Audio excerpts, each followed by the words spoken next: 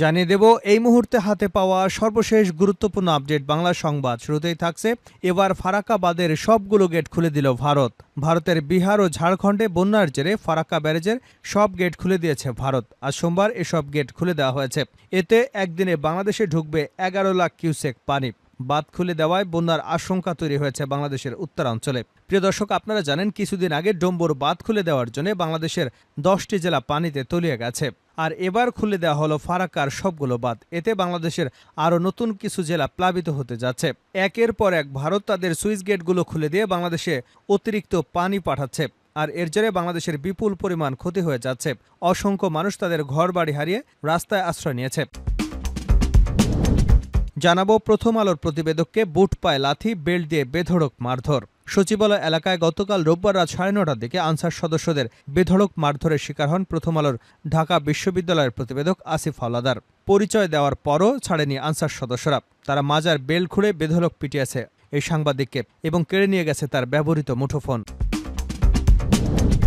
এদিকে গাজী টায়ার্সের আগুন 21 ঘণ্টায়ও নেভানো যায়নি, লুটপাট চলছেই। গাজী টায়ার্সের 6তলা ভবনে দুর্বৃত্তের দেওয়া আগুন 21 ঘণ্টায়ও নেভানো সম্ভব হয়নি। একদিকে ভবনটিতে আগুন জ্বলছে, অন্যদিকে দিনভর কারখানাটির বিভিন্ন অংশে লুটপাট চলমান দেখা গেছে। রোববার 9টার দিকে কারখানাটিতে আগুন দেওয়া হয়। এর আগে দুপুর থেকেই চলে লুটপাট। সোমবার বিকেলেও কারখানার মূল চত্বরের বাইরের অংশে লুটপাট অব্যাহত দেখা গেছে। এবারে জানাবো ডিবি কার্যালয়ে ইনু চলছে জিজ্ঞাসাবাদ। রাজধানীর উত্তরা থেকে গ্রেপ্তার হওয়া জাতীয় সমাজতান্ত্রিক দল জাসদ সভাপতি ও সাবেক তথ্যমন্ত্রী হাসানুল হক ইনুকে ঢাকা মহানগর গোয়েন্দা পুলিশের কার্যালয়ে নেওয়া হয়েছে। সেখানে তাকে ব্যাপক জিজ্ঞাসাবাদ চলছে। জানিয়ে দেব হৃদয় বিদারক সংবাদ। চিঠি লিখে ভেলায় ভাসিয়ে দিলেন বাবার লাশ। প্রিয় মানুষ মারা যাবার পর আত্মীয় স্বজনের প্রথম চাওয়া থাকে মৃত মানুষটির কবরের যেন শেষ চিহ্ন থাকে, ভবিষ্যতে যেন প্রিয় মানুষটির কবরে অন্তত জিয়ারত করা যায়। কিন্তু মাটির অভাবে সে মানুষকে কবর দিতে না পেরে কলাগাছের ভেলায় ভাসিয়ে দেওয়া যে কি কষ্ট তা ভোলার মতো নয়। এমনই এক হৃদয় বিদারক ঘটনা ঘটেছে ফেনী সদর উপজেলার মোটবি ইউনিয়নের 700 গ্রামের বাসিন্দা আলিমুল্লার পরিবারের সঙ্গে। এবং সর্বশেষ জানাবো আন্তর্জাতিক সংবাদ। অজ্ঞাতনামা ড্রোনের হামলায় বিভ্রান্ত ইসরায়েলি বাহিনী।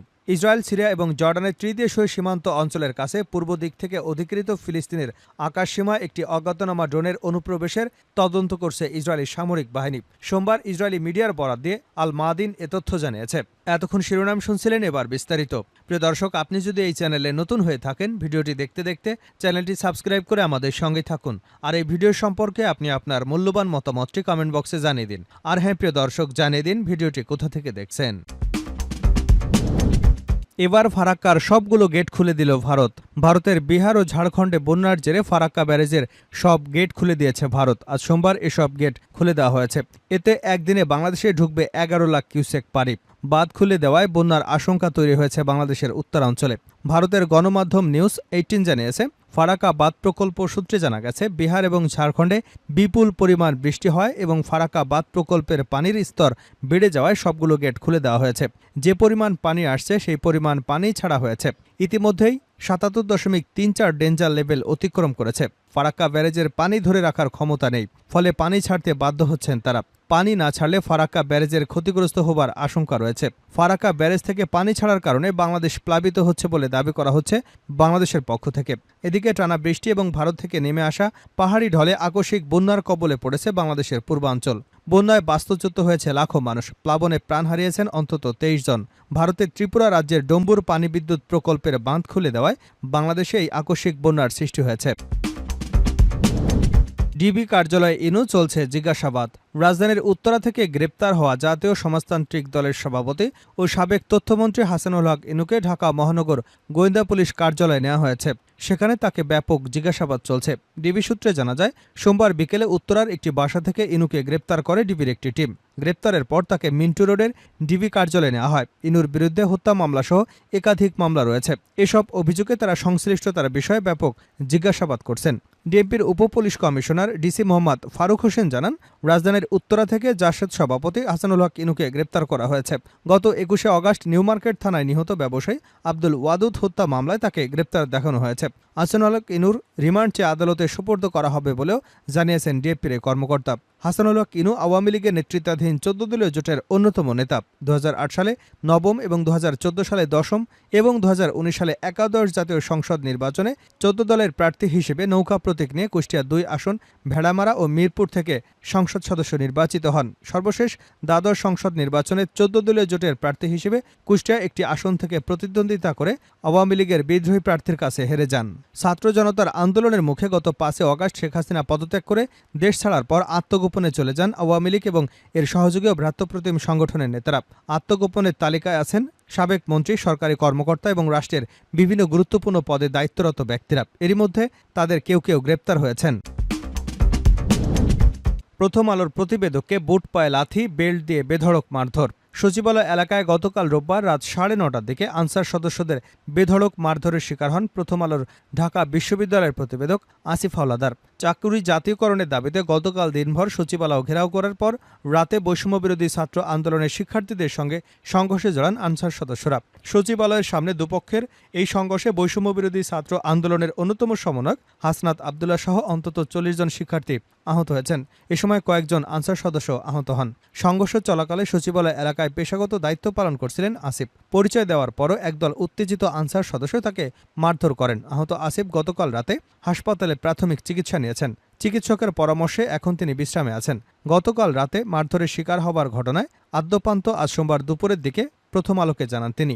বৈষম্যবিরোধী ছাত্র আন্দোলনের অন্যতম সমন্বয়ক হাসনাত আবদুল্লাহ গতকাল রাত ৮:৩০টার দিকে তার ফেসবুকে একটি পোস্ট দেন। ফেসবুক পোস্টে হাসান আবদুল্লাহ বলেন, তাদের সবাইকে সচিবালয়ে আটকে রেখেছেন আনসার সদস্যরা। তিনি সবাইকে রাজু ভাস্কর্যে জড়ো হওয়ার আহ্বান জানান। হাসনাত আবদুল্লাহর আহ্বানে ১৫ থেকে ২০ মিনিটের মধ্যেই ঢাকা বিশ্ববিদ্যালয়ের বিভিন্ন হল থেকে হাজারো শিক্ষার্থী রাজু ভাস্কর্যের এলাকায় জড়ো হন।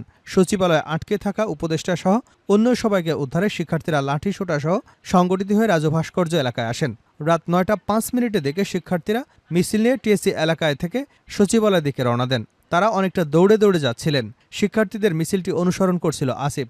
চাকুরি জাতীয়করণের দাবিতে দিনভর সচিবালয় ঘেরাও করে অবস্থান করছিলেন আনসার সদস্যরা। শিক্ষার্থীরা যখন মিছিল নিয়ে যাচ্ছিল তখনও আনসার সদস্যরা সচিবালয়ের সামনে উত্তেজিত অবস্থায় অবস্থান করছিল। আনসার সদস্যরা শিক্ষাভবন থেকে 0 পয়েন্টে সড়কে ছিলেন। শিক্ষার্থীদের মিছিলটি দোয়েল চত্বর হয়ে শিক্ষাভবন পেরিয়ে সচিবালয়ের দিকে যাচ্ছিল। তখন রেল ভবন এবং খাদ্য ভবনের সামনে পাওয়া কয়েকজন আনসার সদস্যকে মারধর শুরু করেন উত্তেজিত শিক্ষার্থীরা। এ সময় অন্য শিক্ষার্থীরা নিবৃত্ত করেন। পরে শিক্ষার্থীদের মিছিলটি সচিবালয়ের দিকে এগোতে থাকে। আর এসব ঘটনার দৃশ্য ধারণ করার জন্য পকেট থেকে স্মার্টফোন বের করতে একদল আনসার সদস্য আসিফকে ধাওয়া দেন। তিনি সাংবাদিক বলে নিজের পরিচয় দেন। আনসার সদস্যরা তার কোনো কথাই শুনছিলেন না। অন্তত ১০ থেকে ১৫ জন আনসার সদস্য একজোট হয়ে আসিফকে কিল ঘুষি, লাথি মারতে থাকেন। বেদম মারধরে আসিফ সড়কে পড়ে যান। এ সময় বুট পায়ে থাকা আনসার সদস্যরা তাকে লাথি মারতে থাকে। কোনো কোনো আনসার সদস্য তাদের কোমরে থাকা বেল্ট খুলে আসিফকে পেটাতে থাকে। এক পর্যায়ে তারা ক্লান্ত হয়ে তারপরে থামেন। চলে যাওয়ার সময় আসিফের স্মার্টফোনটি নিয়ে নেন আনসার সদস্যরা। ফোনটি ফেরত